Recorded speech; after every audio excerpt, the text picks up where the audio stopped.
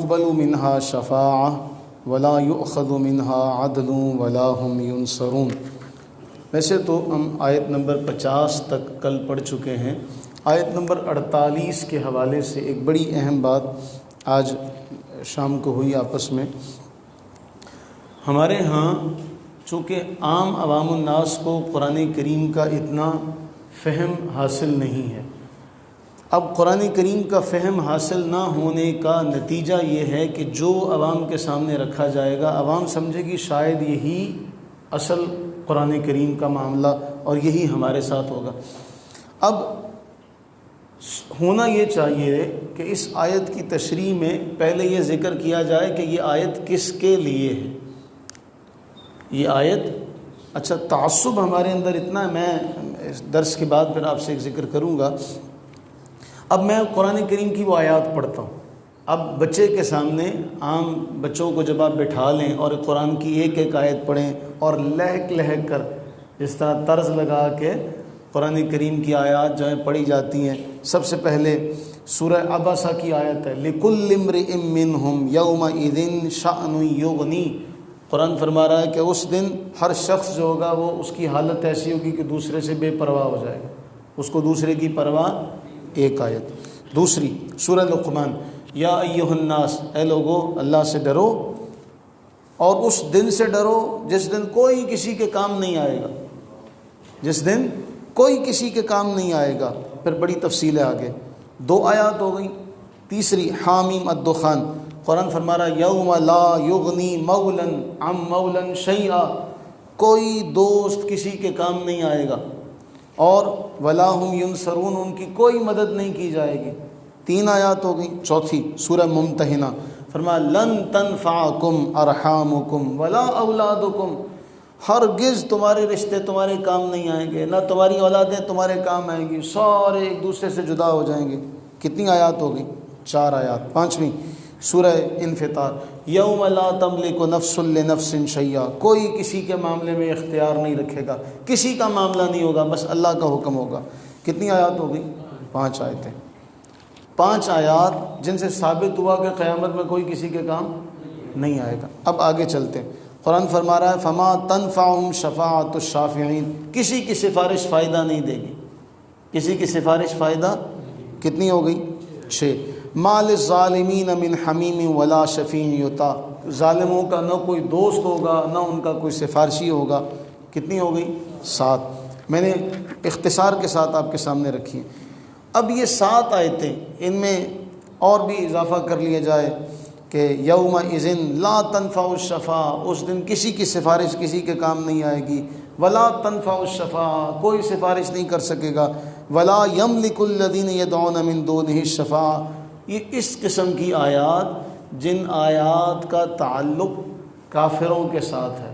لیکن وہ آیات جب مجمع کے سامنے، ابھی جو میں نے 8-9 آیات پڑھی ہیں، ان 8-9 آیات کو اگر طرز کے ساتھ پڑھا جائے تو آدھا پونا گھنٹہ سائڈ پہ۔ اب آدھے پونے گھنٹے کے بعد جو عوام جو بیٹھے ہوئے ہوں گے ان کے ذہن میں ایک بات بٹھا دی کہ کوئی کسی کے کام نہیں آئے گا، کوئی کسی کے کام نہیں آئے گا۔ اب بھئی یہ تو بتاؤ کہ یہ کون کس کے کام نہیں آئے گا، کس کے بارے میں یہ آیات نازل ہوئی؟ اسی طرح قرآن کریم میں اللہ نے فرمایا اللہ کے سوا کوئی نہیں جانتا، علوم غیبیہ نہ علوم ظاہریہ، کیونکہ عالم الغیبی والشہادہ، صرف اللہ عالم الغیبی نہیں عالم الشہادہ بھی ہے۔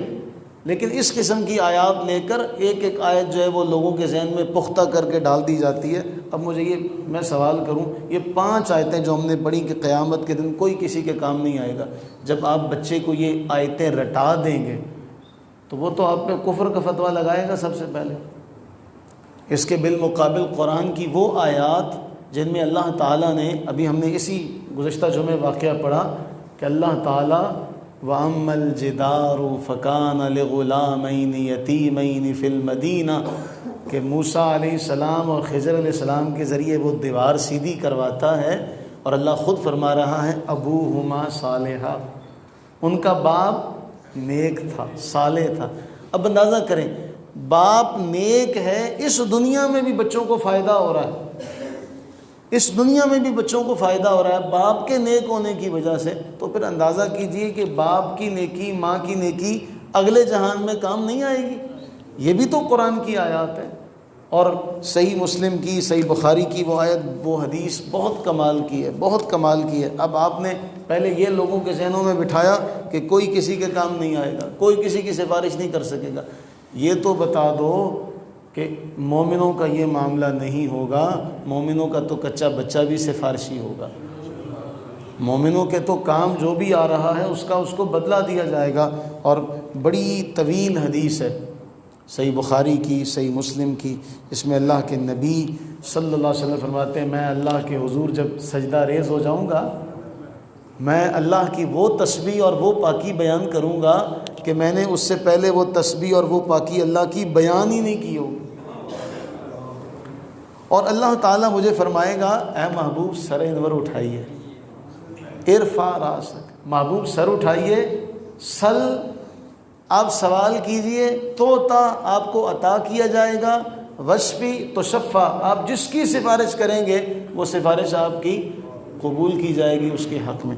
اب اچھا ایک اور روایت جو ہے صحیح بخاری اور صحیح مسلم کی، اس میں ایک اور جملہ آتا ہے، جب یہ سارے سفارش کر لیں گے نا، اب ہم نے تو یہ پڑھا نا کہ ایمان والے سفارش کریں گے، تو اس روایت میں جملہ آتا ہے فَيَقُولُ اللَّهُ عَزَّ وَجَلَّ، اللہ فرمائے گا، اللہ عز و جل فرمائے گا شفاعت الملائکہ، ملائکہ نے بھی سفارش کر لی۔ اس کا معنی کیا ہوا؟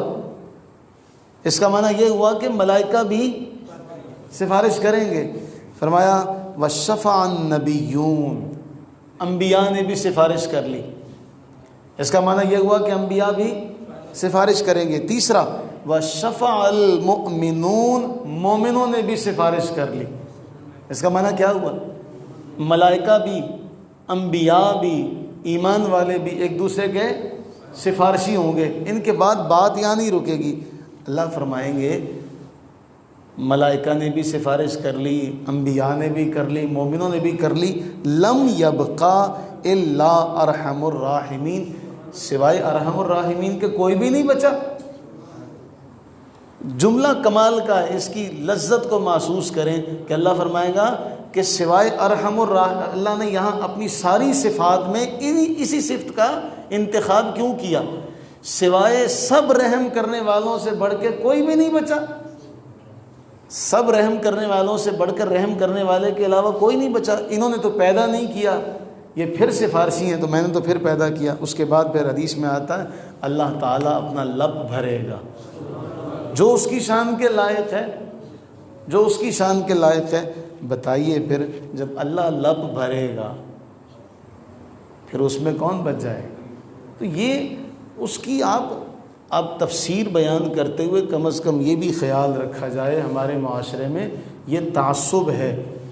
ہم یہ کہتے ہیں کہ رسول اللہ ہمارے سفارشی ہوں گے، بس ہمارے عقیدے پر حملہ آور ہونے کے لیے، ہمارے عقیدے کو سبوتاز کرنے کے لیے وہ آیات رٹائی جاتی ہیں، وہ آیات بیان کی جاتی ہیں۔ دیکھیں جی کوئی کام نہیں آئے گا، کوئی کام نہیں آئے گا، تو پھر یہ ساری باتیں جو ہیں اگر آپ انہی کو سینے سے لگا کے بیٹھیں تو پھر آپ کے واقعی کام کوئی نہیں آئے گا، آپ کے کام واقعی کوئی نہیں آئے گا۔ ہمارے کام تو حدیث پاک ہے نا کہ اللہ کے نبی علیہ الصلوۃ والتسلیم کے سامنے سے جنازہ گزرا، فرمایا وجبت، واجب ہو گئی۔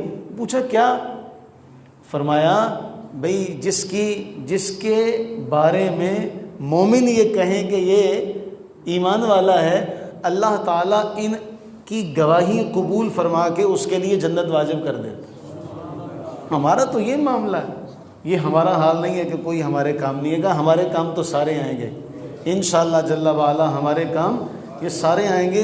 ہمارے کام تو وہ بھی آئیں گے جو ہمارا جنازہ پڑھنے آئیں گے، ہمارے کام تو وہ بھی آئیں گے۔ اس لیے اللہ سے دعا کریں کہ باری تعالیٰ ہم تمام پر اپنی رحمتیں برکتیں نازل فرمائے، ہم تمام کو سمجھنے کی، عمل کی توفیق نصیب فرمائے۔